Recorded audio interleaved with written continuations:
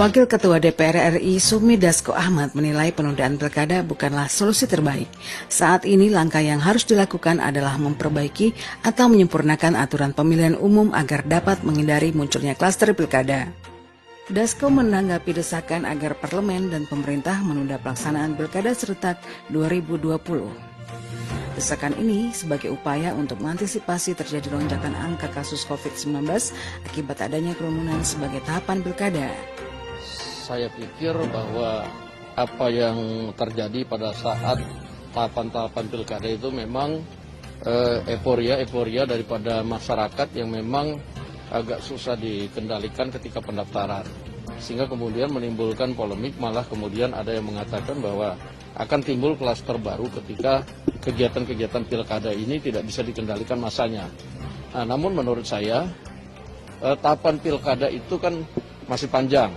Jadi jalan keluarnya menurut saya bukan pembatalan pilkada, tetapi kemudian penyempurnaan aturan dan kemudian pengawasan yang ketat implementasi di lapangan.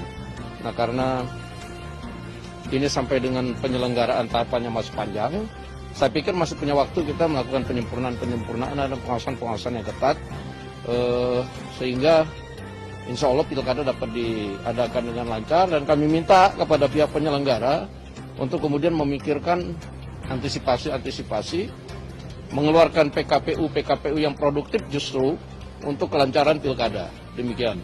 Dasko meminta kepada pihak penyelenggara untuk memikirkan secara rinci aturan PKPU yang produktif dalam pelaksanaan pilkada di tengah pandemi COVID-19 ini, termasuk memikirkan antisipasi penyebaran virus mematikan tersebut. Ya, jadi kalau ada misalnya Perpu untuk melakukan evaluasi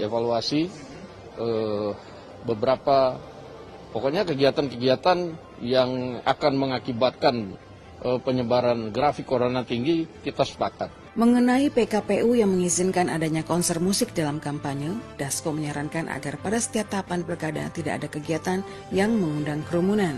Ya, kalau menurut kami pada hematnya harusnya untuk konser dan apapun namanya yang mengumpulkan massa banyak sebaiknya tidak diadakan. Nah, itu tadi kami bilang bahwa KPU harus mengeluarkan PKPU yang produktif. Jangan kemudian akan ada timbul klaster-klaster baru ketika kemudian ada konser-konser di pilkada-pilkada.